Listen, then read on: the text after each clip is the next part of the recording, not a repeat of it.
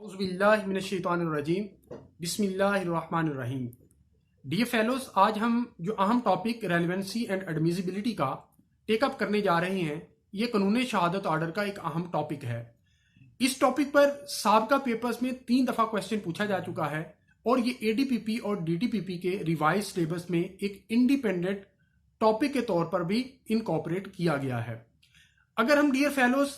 उन क्वेश्चंस की बात करें जो साबका पेपर्स में पूछे गए हैं, तो पहला क्वेश्चन एक सिंपल अंदाज में पूछा गया कि differentiate between relevancy and admissibility. दूसरा क्वेश्चन इस तरह पूछा गया कि all the relevant facts are not admissible but all admissible facts are relevant, comment on. और तीसरा क्वेश्चन इस तरह पूछा गया कि the term relevancy and admissibility are not coextensive, comment on. Dear fellows, अगर हम इन तीनों क्वेश्चंस को अटेम्प्ट करें तो हम पहले रेलेवेंसी और एडमिसिबिलिटी को डिफाइन करने की कोशिश करेंगे और फिर डिफाइन करने के बाद in the light of these two definitions और प्रोविजंस ऑफ कानून शहादत ऑर्डर हम इन रेलेवेंसी और एडमिसिबिलिटी के तमाम क्वेश्चंस को अटेम्प्ट करेंगे। डियर फेलोज, अगर हम पहले रेलेवेंसी की बात करें तो relevancy basically refers two degree of connection and probative value between the piece of evidence which is to be given in the evidence and the fact in issue which is to be proved। अगर हम इस definition को further expand करने की कोशिश करें तो बुनियादी तौर पर रेलेवेंसी 2 चीजों पर मुश्तमिल है।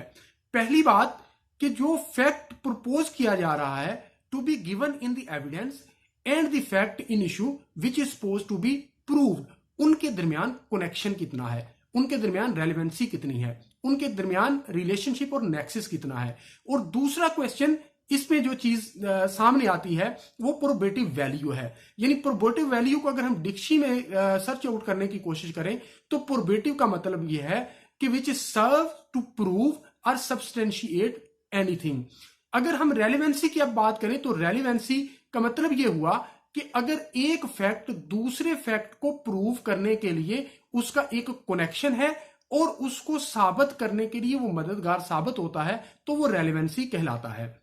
डियर फेलोज, अगर हम एडमिसिबिलिटी की बात करें तो एडमिसिबिलिटी बुनियादी तौर पर एक प्रोसेस है जो कि कोर्ट कंडक्ट करती है और उस प्रोसेस में कंडक्ट करते वक्त कोर्ट 2 चीजों को मद्देनजर रखती है। पहली बात ये मद्देनजर रखती है कि कोई पार्टी अगर ये प्रपोज कर रही है कि उसका ये पीस ऑफ एविडेंस जो है वो कोर्ट के अंदर उस फैक्ट इन इश्यू को प्रूव करने के लिए रिसीव किया जाए, तो कोर्ट पहली बात ये देखेगी आया कि ये जो फैक्ट है जो प्रपोज किया जा रहा है ये किस हद तक रेलेवेंट है, और अगर वो रेलेवेंट है तो उसकी प्रोबेटिव वैल्यू क्या है। और तीसरे नंबर पर जो चीज देखेगी कि आया कि ये रेलेवेंट फैक्ट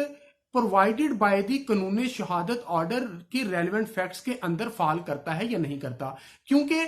आर्टिकल 2 का सब आर्टिकल 2 हमें यह कहता है कि वही रेलेवेंट फैक्ट्स तस्लीम किए जाएंगे कानून शहादत ऑर्डर के तहत जो कि कानून शहादत ऑर्डर ने रेलेवेंट बता दिए गए हैं। अगर हम इन दोनों कंसेप्ट को डिफाइन करने के बाद आर्टिकल 131 कानून शहादत ऑर्डर को देखें तो कानून शहादत ऑर्डर का आर्टिकल 131 भी यही बात करता है कि अगर कोई पार्टी प्रपोज करती है कि उसका ये पीस ऑफ एविडेंस जो है वो एडमिट किया जाए या रिसीव किया जाए, तो the first threshold question which is to be determined by the court, that is the question of admissibility depending on the question of relevancy। यानी कोर्ट ये देखेगी कि ये जो पीस ऑफ एविडेंस प्रपोज किया जा रहा है ये किस हद तक रेलिवेंट है, और अगर रेलिवेंट है तो वो exclusionary rule provided by the कानून शहादत ऑर्डर से हिट तो नहीं हो रहा। डियर फेलोज, अगर हम article 131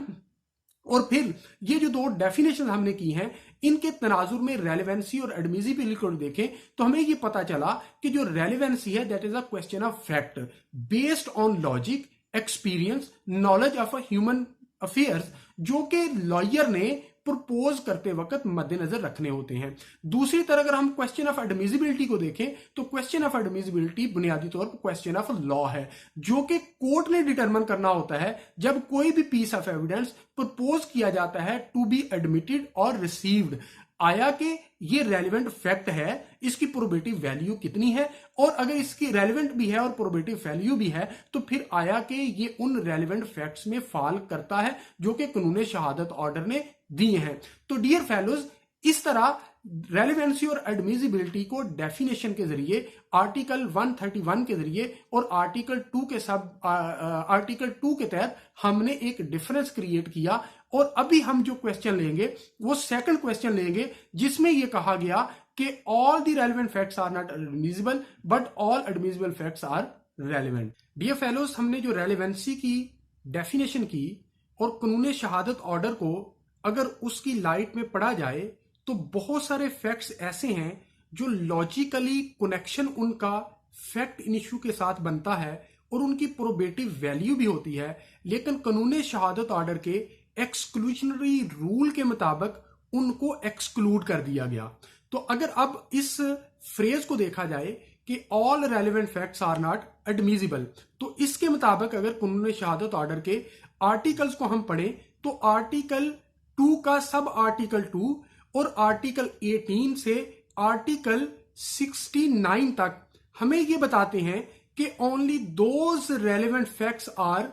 admissible are relevant in the light of कानून शहादत order which have been provided by the कानून शहादत order to be relevant, meaning thereby कि कुछ फैक्ट्स ऐसे हैं जिनका नेक्सिस भी है, प्रोबेटिव वैल्यू भी है, लेकिन इसके बावजूद कानून शहादत ऑर्डर उनको रेलिवेंट फैक्ट नहीं मानता। मिसाल के तौर पर अगर हम प्रिविलेज कम्युनिकेशन की बात करें आर्टिकल 4 से 12 तक, तो उनमें बहुत सारे फैक्ट्स जो हैं वो रेलिवेंट हैं, यानी हस्बैंड और वाइफ के दरमियान जो डिस्कशन हुई है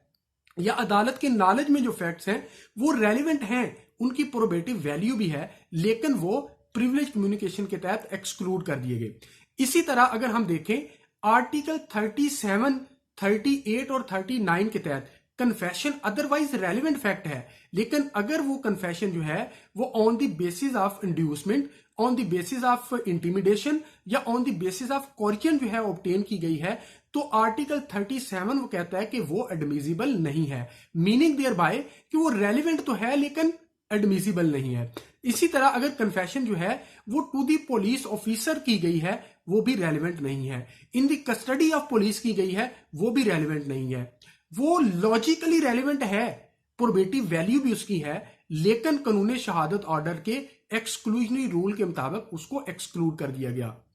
इसी तरह जो करेक्टर ऑफ एन अक्यूज्ड है और करेक्टर ऑफ डिफेंडेंट है वो रेलिवेंट है for the decision of the fact in issue, लेकिन आर्टिकल 68 ये कहता है कि previous bad character of an accused is not relevant unless कि वो अपना अच्छा करेक्टर जो है वो क्लेम करे। डियर फेलोज, इसी तरह जब हम आगे जाके देखते हैं तो आर्टिकल 102 और 103 हमें ये कहता है कि in the presence of documentary evidence जो ओरल एविडेंस है वो एक्सक्लूड हो जाएगी। इसी तरह जब हम आर्टिकल 71 देखते हैं तो उसमें आर्टिकल 71 ये कहता है कि hearsay evidence is no evidence with certain exceptions. इसी तरह जब हम आर्टिकल 114 देखते हैं तो आर्टिकल 14 ये कहता है कि एस्टॉपल का जो कॉन्सेप्ट है वो क्रिमिनल मैटर्स पर अप्लाई नहीं होता।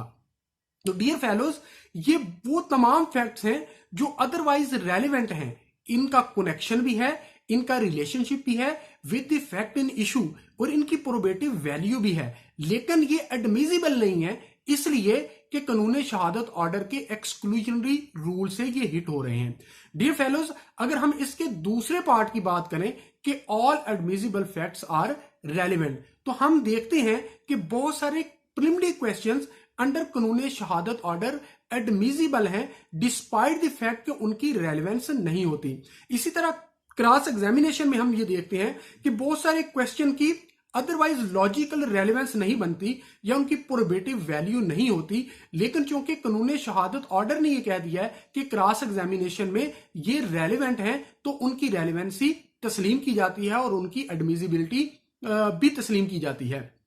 इसी तरह डियर फेलोज, जब हम ये देखते हैं कि जो प्रीवियस गुड करेक्टर है वो अदरवाइज रेलेवेंट नहीं है, लेकिन कानून शहादत के आर्टिकल 68 ने ये कह दिया कि ये रेलिवेंट है तो वो रेलिवेंट तस्लीम किया जाएगा। तो डियर फेलोज, इस तरह हमने इन आर्टिकल्स की रोशनी में ये देख लिया कि कुछ फैक्ट्स ऐसे हैं जो अदरवाइज रेलेवेंट हैं, उनकी प्रोबेटिव वैल्यू भी है, लेकिन कानून शहादत आर्डर ने यह कह दिया कि ये एडमिजिबल नहीं है। और कुछ फैक्ट्स ऐसे हैं वो रेलेवेंट नहीं है, उनकी लॉजिकल रेलेवेंस नहीं है, प्रोबेटिव वैल्यू नहीं है, लेकिन कानून शहादत आर्डर ने यह कह दिया ये एडमिजिबल है। इस वजह से हम ये कह सकते हैं कि all the admissible facts are relevant but all the relevants are not admissible। Dear fellows, इसके अंदर ही तीसरे हमारे क्वेश्चन का जवाब भी मौजूद है कि these two terms यानी relevancy and admissibility are not co-extensive comment on। Dear fellows, ये को एक्सटेंसिव इस वजह से नहीं है कि जब हम रेलिवेंसी को देखते हैं तो रेलिवेंस लॉजिक पे बेस कर रही होती है, और बाज दफा वो लॉजिक पे बेस करने के बावजूद एडमिजिबिलिटी के एक्सक्लूसिव रूल से हिट होती है, तो वो उसके साथ को एक्सटेंड नहीं कर सकती। डियर फेलोज, इस तरह हमने इन तीनों क्वेश्चंस को अटेम्प्ट करने की कोशिश की। मैं उम्मीद करता हूं कि आपको हमारी ये अटेम्प्ट पसंद आई होगी। अगर हमारी ये अटेम्प्ट पसंद आई है तो हमारी वीडियो को लाइक जरूर कीजिएगा और हमारे चैनल को सब्सक्राइब जरूर कीजिएगा, ताकि हम इस कार्य खैर को ज्यादा से ज्यादा लोगों तक पहुंचा सकें। बहुत शुक्रिया।